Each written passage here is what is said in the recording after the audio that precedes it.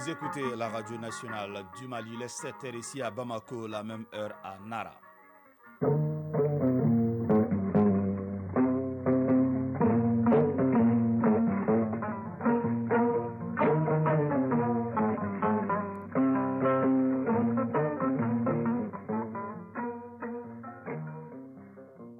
Le journal.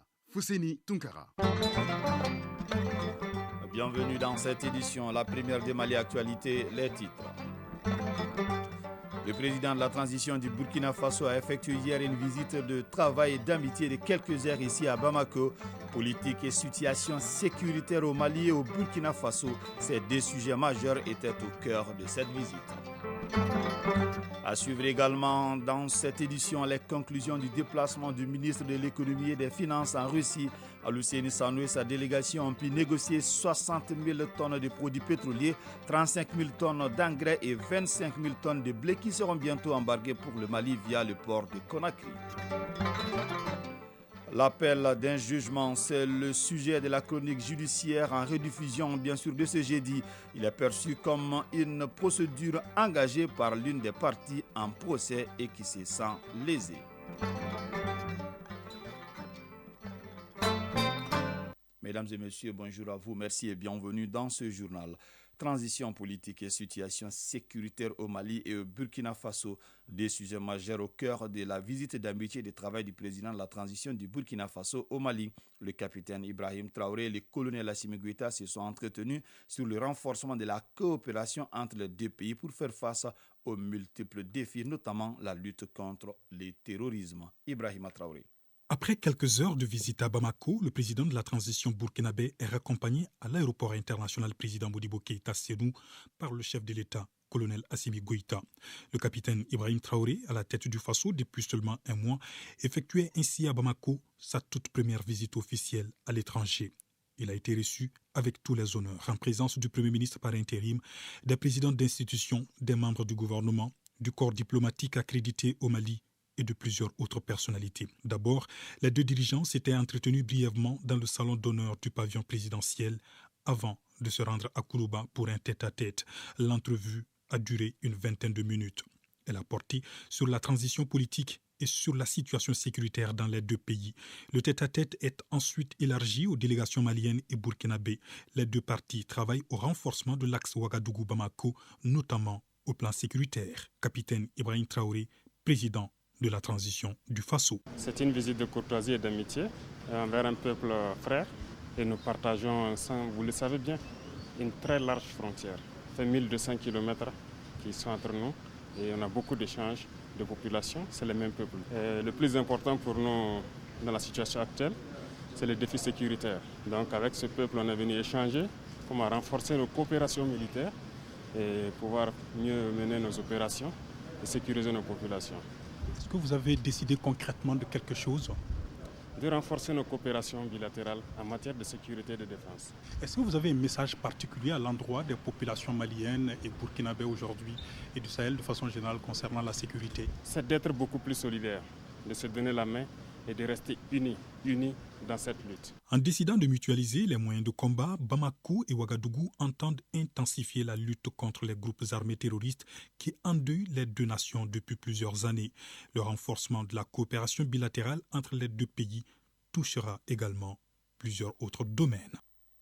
60 000 tonnes de produits pétroliers, 35 000 tonnes d'engrais et 25 000 tonnes de blé pour un montant avoisinant les 100 millions de dollars quitteront bientôt la Russie pour le Mali via le port de Conakry. C'est là pour assurer l'approvisionnement correct, régulier et sécurisé du Mali en produits stratégiques.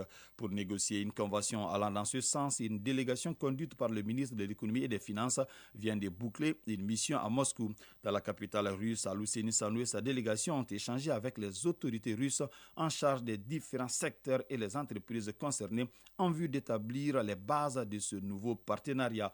Envoyés spéciaux à Moscou, Yaya Konaté et Ibrahima Koulibaly. Moscou, capitale de la Fédération de Russie. Les températures hivernales ambiantes contrastent bien avec la chaleur des relations qu'entretiennent désormais nos deux pays. Des relations politiques et militaires au beau fixe auxquelles Bamako veut désormais ajouter une dimension économique en se tournant vers la Russie pour l'approvisionnement du Mali en produits stratégiques. Il s'agit notamment des engrais, du blé, mais aussi des hydrocarbures.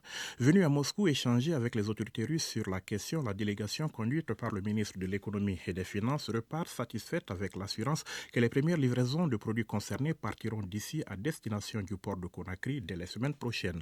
Alousseini Sanou, ministre de l'Économie et des Finances. À la suite de nos échanges, une première expédition de marchandises doit arriver dans les quelques semaines à Bamako.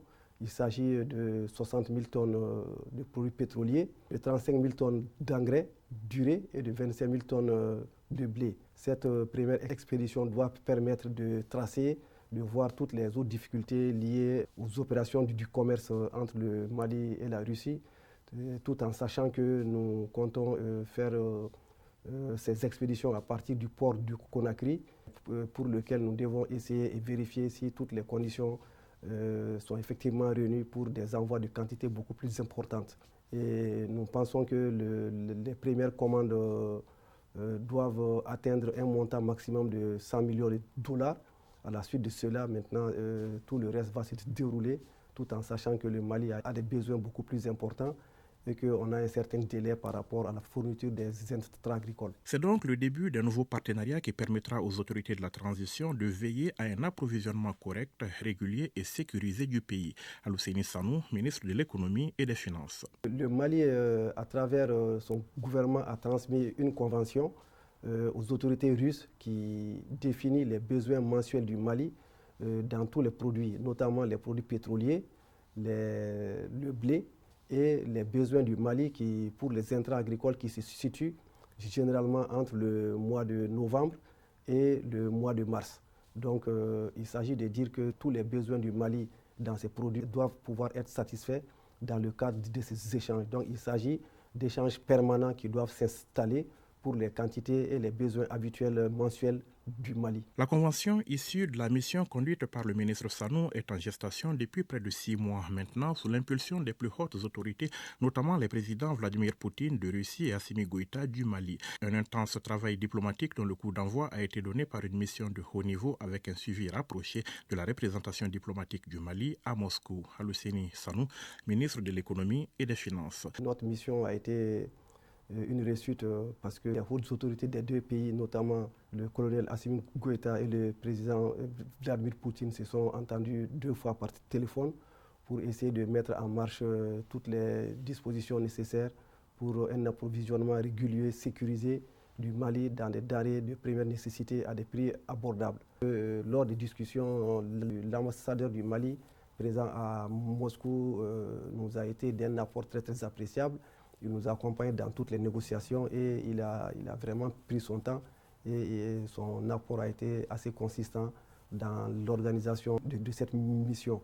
Je voulais également le remercier et remercier toute la partie russe pour notre accueil parce que vraiment il faut reconnaître que les autorités russes nous ont facilité beaucoup de choses. Donc c'est le lieu de remercier au nom de toutes les autorités du Mali, le président de la Fédération de Russie, tout le gouvernement et tous ceux qui, de près ou de loin, ont contribué vraiment à la réussite de cette mission. C'est donc une nouvelle corde qui s'ajoute ainsi à l'arc de la coopération Mali-Russie, un axe appelé à prendre de la vigueur dans un avenir proche conformément à la volonté du peuple du Mali ainsi qu'aux orientations et choix stratégiques opérés par les plus hautes autorités du pays. La loi uniforme relative aux infractions boursières au sein de l'Union monétaire ouest-africaine, les sujets étaient au centre d'un atelier tenu ici à Bamako, organisé par l'autorité des marchés financiers de l'UEMOA. Cette rencontre vise à informer et sensibiliser les professionnels du droit pour mieux faire face à l'évolution de la délinquance financière. Songona Kamiso. Dans le souci de garantir aux investisseurs un marché transparent, crédible et intègre, l'espace communautaire UEMOA s'est doté d'un instrument juridique appelé la loi uniforme et relative aux infractions boursières au sein de l'Union monétaire ouest-africaine. Pour une meilleure vulgarisation de cette nouvelle loi, l'autorité des marchés financiers de l'Union monétaire ouest-africaine a initié la présente rencontre au profit des professionnels de droit. Iriper Bassoukpe, secrétaire général de l'autorité des marchés financiers de l'Union monétaire ouest-africaine. La présente loi uniforme définit de façon précise les incriminations et les peines applicables et détermine clairement les interactions entre les juridictions répressives nationales et l'autorité des marchés financiers au niveau communautaire. Ce texte, adopté par le Conseil des ministres de l'UMOA lors de sa session tenue en septembre 2021, dote ainsi l'Union monétaire ouest-africaine d'un ensemble de règles pénales spécifiques et communes aux 8 pays de l'Union, permettant de réprimer les comportements susceptibles de perturber le fonctionnement normal et donc le développement du marché financier régional. La rencontre doit permettre aux participants de mieux s'approprier le sens du marché boursier et ses opportunités, en quoi il contribue au financement des économies, mais également les différents types de délits susceptibles d'être commis sur le marché ainsi que les mesures applicables aux infractions boursières. Maître Bakary Semega, bâtonnier de l'Ordre des avocats du Mali. Le présent cadre constitue également une réponse adéquate à l'exigence de formation continue des avocats maliens, conformément aux dispositions du règlement numéro 05 CM-UEMOA du 25 septembre 2014 relatif à l'harmonisation des règles régissant la profession d'avocat dans l'espace UEMOA. Mamadou Kassogé, ministre de la Justice et des Droits de l'Homme, garde des Sceaux. Avec l'adoption d'une législation pénale spécifique permettant de sanctionner les comportements boursiers délictueux, j'ai l'intime conviction que notre marché financier intègre davantage les standards internationaux dans son fonctionnement. Ces avancées significatives dans la réglementation du marché financier de notre espace commun, dont il faut se féliciter, cadrent parfaitement avec la vision et les orientations du président de la transition, chef de l'État, le colonel Assimi Goïta, appelant à créer les conditions d'une gouvernance vertueuse dans tous les domaines de la vie de la nation. Et le ministre Kassogé d'inviter les acteurs du marché et membres du corps judiciaire à prendre connaissance de cette loi uniforme et d'en être les ambassadeurs. Pour une justice militaire fonctionnelle à la hauteur des attentes, 4 magistrats ont prêté serment hier, mercredi, à la cour d'appel de Bamako. Au cours d'une cérémonie sobre, ils ont juré de prendre des décisions selon la loi. On en sait plus avec Abdul Karim Kaba. Capitaine Zoumana Tangara, lieutenant Madou Drissa Kane de la gendarmerie nationale et le lieutenant Boubou Goumane et Drissa Konaté de l'armée de terre viennent ainsi renforcer les rangs de la justice militaire. Ils ont prêté serment conformément à la législation. Colonel Boubacar Maïga, directeur de la justice militaire. C'est quand même très important pour ces jeunes magistrats, après plusieurs années d'études, de se plier à cet exercice, parce que la profession de magistrat est un sacerdoce, elle appelle à beaucoup de responsabilités. Donc ils sont aujourd'hui prêts pour être versés dans la production. Juger les militaires ayant commis des infractions dans l'exercice de leurs fonctions ou des infractions de droit commun est de la compétence du tribunal militaire. C'est pourquoi le directeur de la justice militaire exhorte les nouveaux juges à plus de responsabilités et d'engagement. Colonel Boubacar Maïga. Conformément à leur serment, qui est très important, ils doivent se conformer à ces serments-là. Parce que la profession de magistrat appelle à beaucoup de responsabilités. Aujourd'hui, le Mali est à la croisée des chemins. Il y a beaucoup de défis qui se posent à nous par rapport au droit international humanitaire, par rapport aux droits de l'homme. Donc ils doivent être loyaux, ils doivent être dignes. La déontologie du magistrat, ils vont l'appliquer. Selon le directeur de la justice militaire, pour le bon fonctionnement et mieux rapprocher la justice militaire des justiciables, les nouveaux juges seront déployés dans les 3 tribunaux militaires existants au Mali, à savoir Kay, Mopti et Bamako. Plus de 5 milliards de francs CFA pour soutenir 350 000 personnes menacées de faim au Mali en 2023. C'est ce que demande la Fédération internationale de la Croix-Rouge et du Croissant-Rouge dans son plan de réponse d'urgence à la crise alimentaire. Le document prend en compte les besoins alimentaires des populations des 5 régions du Mali, à savoir Kay, Mopti, Tombouctou, Gao et Kidal. Batraoré. La crise multidimensionnelle et l'impact global du conflit en Ukraine font qu'aujourd'hui au Mali, 2,8 millions de personnes souffrent de faim et ont besoin d'assistance alimentaire. Ce constat est de la Fédération internationale des sociétés de la Croix-Rouge et du Croissant-Rouge. L'organisation internationale humanitaire lance son plan de réponse d'urgence. C'est un appel aux partenaires à accroître leur soutien aux populations affectées par la crise alimentaire. Thierry Baloy, chef de la délégation de la Fédération internationale de la Croix-Rouge et du Croissant-Rouge. Face aux immenses besoins et une situation qui évolue rapidement, il nous faut rester mobilisés. Cette rencontre est donc une occasion pour mutualiser nos efforts et nos moyens afin de couvrir les manques et d'éviter que la situation ne se détériore davantage. C'est la raison pour laquelle l'IFRC, en coordination avec ses partenaires de la Croix-Rouge et du Croissant-Rouge, soutient la Croix-Rouge malienne dans la montée en puissance de ses interventions à travers un appel de fonds de 8 millions de francs suisses, 5,2 milliards de francs CFA. Assitan Koulibaly, présidente de la Croix-Rouge malienne.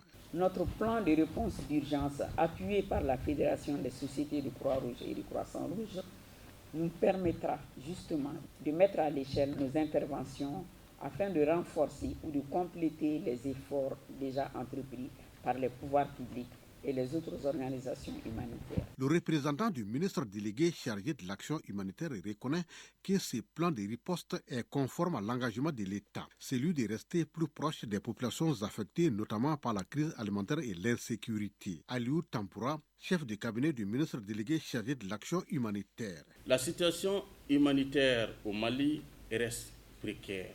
La réponse à la crise malienne est caractérisée par un besoin de financement accru. Nous encourageons davantage les partenaires techniques et financiers à contribuer dans leurs bonnes œuvres. Nous en appelons à tous les donateurs de bien vouloir nous accompagner. Le plan de réponse d'urgence intègre les activités de la Croix-Rouge et vise à soutenir 350 000 personnes dans les régions de Kaï, Mopti, Tombouctou, Gao et Kidal.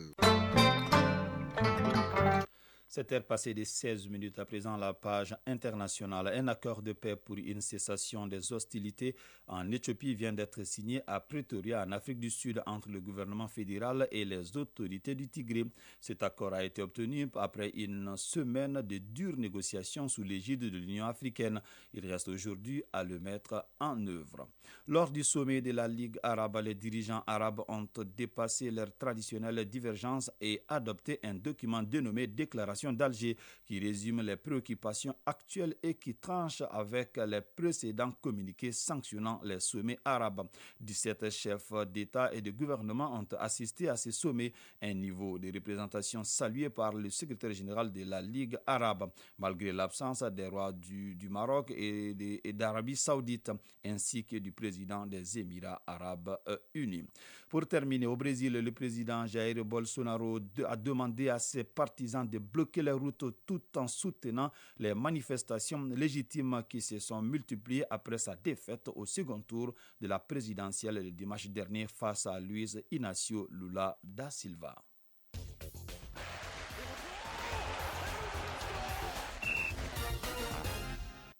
À présent, la page des sports consacrée en partie au football. D'abord, en Europe, la Ligue des champions, tous les qualifiés pour les huitièmes de finale sont connus. Au plan national, la deuxième journée du championnat de Ligue 1 reprend le samedi prochain. Sur le continent, la compétition africaine de clubs domine les débats avec les matchs allés du tour de cadrage de la Coupe CAF.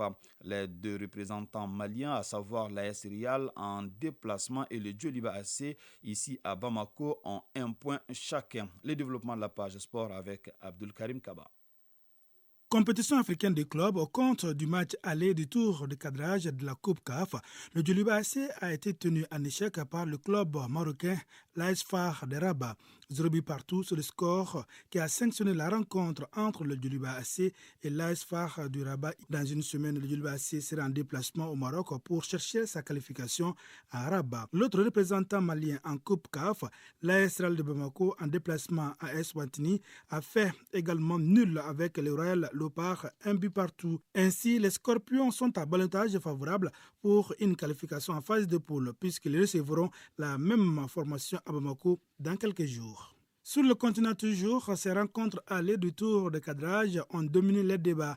Le Corbeau du tout-puissant Mazembe de la RD Congo se sont imposés hier contre Royal Am d'Afrique du Sud 2-0. Ray Club Kadiogo du Burkina Faso a perdu devant Saint-Éloi Lipopo de la Congo, entraîné par notre compatriote Mohamed Magasuba. 0-1. Primero d'Agosto d'Angola et Futur FC d'Égypte ont fait match nul également, 1 but partout. Enfin, l'AS Kokara du Togo a battu le club sportif sfaxien de Tunis 2-1.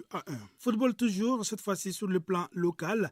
La deuxième journée du championnat national de Ligue 1 reprend samedi. Ainsi, au stade Modibo Keïta, en première heure, Yele Olympique jouera contre le club olympique de Bamako. El Seba jouera contre l'AS Bakary Diagne de Baraouli. Dimanche, il y aura au même lieu Stade Malais de Bamako, ASCO et 11 Créateurs Niala, AS Black Star de Badlabougou. Déjà, 2 matchs ont été disputés dans cette deuxième journée du championnat national de Ligue 1. L'ISFAS a gagné 1-0 face à l'AS Police. C'est par ce même score d'1-0 que l'FC Kita l'emporte devant Binga FC. En Europe, Ligue des Champions, les 16 clubs qualifiés pour les 8e de finale sont connus et c'est là l'issue de la 6e et dernière journée de la phase de groupe. Ils ont terminé premier de leur poule. Naples, le FC Porto, Bayern Munich, Tottenham, Chelsea, le Real Madrid, Manchester City et Benfica Lisbonne. Les deuxièmes de poule sont Liverpool, Club Brugge, Inter Milan, Eintracht Francfort, Milan AC, RB Leipzig, Borussia Dortmund et Paris Saint-Germain. Le tirage au sort de 8e de finale se déroulera lundi à Nyon, en Suisse, au siège de l'UEFA. Et la grande finale aura lieu le 10 juin 2023 au stade olympique d'Atatürk à Istanbul. La leçon de sport, pour terminer, la leçon de sport de ce jeudi porte sur le handball, un sport collectif d'origine allemande. Ce sport, tout comme le basketball, se pratique avec un ballon qui ne peut être joué qu'avec les mains. Un match de handball oppose des équipes de 7 joueurs de part et d'autre. Plus de détails avec Isaac Tchenou dans la leçon de sport du jour en rediffusion. Le handball est un sport collectif joué à la main où 2 équipes de 7 joueurs s'affrontent avec un ballon en respectant plusieurs règles sur un terrain rectangulaire séparé en 2 camps. Amadou Maïga, entraîneur de handball. Le handball est un sport collectif d'origine germanique qui se joue à 7 contre 7, dont chaque équipe a un gardien de but. 6 joueurs et un gardien de but. Il se joue sur une surface de 40 sur 20. Longueur 40, largeur 20 mètres, avec 2 zones de 6 mètres uniquement réservées aux gardiens du but. Il y a 2 buts de 2 mètres de haut et 3 mètres de large. Le jeu est assisté par 2 arbitres, des chronométreurs, des juges arbitres qui sont chargés de marquer les points. Ce sport se pratique en effet avec un ballon qui ne peut être joué qu'avec les mains. Au bout du temps réglementaire, l'équipe qui aura marqué le plus de buts est déclarée vainqueur. Un match de handball prend 1 heure de temps avec 10 minutes de pause, 30 minutes chaque mi-temps. Chaque but marqué compte 1 point. Et l'équipe qui engendre beaucoup de points est donnée vainqueur. Le handball a des similitudes avec le basketball. Amadou Maïga. Avoir les 2 jeux, il y a des similitudes, les passes, les dribbles, mais seulement de la manière dont les points sont marqués sont différents. Au basket, on a un panier qui est suspendu. Or, au handball, on a des buts avec gardien de but. Au niveau du handball, comme au basket, il y a les règles de marché, mais là aussi, ça diffère un peu. Parce qu'au basket, il y a beaucoup de restrictions. Au handball, on peut faire 3 pas, dribbler et reprendre la balle, shooter. Or, en basket, après les 3 pas, on ne peut pas dribbler. Le handball est inscrit au programme des Jeux Olympiques d'été depuis 1936 et est réapparu après interruption aux Jeux Olympiques de Munich en 1972. Chronique judiciaire. L'appel d'un jugement est une procédure engagée par l'une des parties en procès qui se sent lésée. Il consiste à rejuger la même affaire devant la cour d'appel. Le délai pour introduire l'appel est fixé par la loi et d'un mois à compter de la notification du jugement. Chronique judiciaire en rediffusion, une réalisation de Adama Djimde. L'appel d'un jugement intervient lorsque les 2 parties en procès ne sont pas satisfaites de la décision rendue par une juridiction de premier degré en matière pénale. Premier degré, c'est-à-dire les tribunaux d'instance ou les tribunaux de grande instance. Ces 2 parties en procès ont la possibilité de faire appel afin que l'affaire soit rejugée par la Cour d'appel territorialement compétente. Aldjouma Abdoulaye Yalkouye, vice-président du tribunal de grande instance de la commune 2. Le dossier est examiné au niveau de la Cour d'appel en fait et en droit. C'est-à-dire le dossier est examiné de nouveau en droit et en fait, si toutefois le juge qui a rendu à appliquer la loi ou ce qui n'est pas dit c'est fondé ou pas. Dans le cas où le jugement est bien fait, la Cour d'appel confirme. Dans le cas contraire, la Cour d'appel infirme la décision. 3 raisons fondamentales peuvent motiver un appel. La première est relative à la contestation par la personne condamnée de sa culpabilité. Cette dernière estime ainsi à tort que la juridiction pénale l'a déclaré coupable de l'infraction et souhaite que son affaire soit rejugée afin que son innocence soit reconnue par la Cour d'appel. La deuxième est relative à la peine prononcée. Dans ce cas, le condamné, sans contester sa culpabilité, estime que la peine prononcée n'est pas adaptée ou trop lourde et souhaite que celle-ci soit révisée par la Cour d'appel. La troisième et dernière est liée aux dommages et intérêts que le condamné doit verser à la partie civile. Est-ce que l'appel peut jouer sur la suite de la procédure? L'appel est suspendu, mais il y a des cas où l'appel n'est pas suspendu. C'est-à-dire, nonobstant l'appel, le prévenu est mis en liberté après le jugement lorsqu'il a été relaxé, lorsqu'il a été condamné à une peine d'emprisonnement avec sursis, ou lorsqu'il a été condamné à une amende, ou lorsque la peine est inférieure ou égale à la détention préventive, le temps qu'il a passé à la prison, ou lorsque le prévenu a été condamné à une peine d'amende. Donc l'appel est suspensif pour l'exécution de la décision et non la détention du prévenu. Lorsque le juge relaxe l'intéressé, le prévenu, le voleur, l'appel ne suspend pas vraiment sa détention. S'il est relaxé, il sort. S'il a été condamné avec sursis, il sort. S'il a été condamné à une peine d'amende, il sort. Le délai pour faire un appel est fixé à 1 mois à compter de la notification du jugement conformément aux dispositions du Code de procédure civile, commerciale et sociale. 7h passées de 26 minutes, c'est donc la fin de cette édition qui vous a été présentée par Fousséni Tunkara. Mamadou B. Diallo a assuré la connexion technique, une édition coordonnée par Bourama Traoré. Aziz Koulibaly a assuré la mise en ligne. Merci pour votre fidélité. Restez connectés tout à l'heure. Les avis et communiqués avec Moussa Koulibaly. Prenez bien soin de vous, que le bon Dieu nous protège.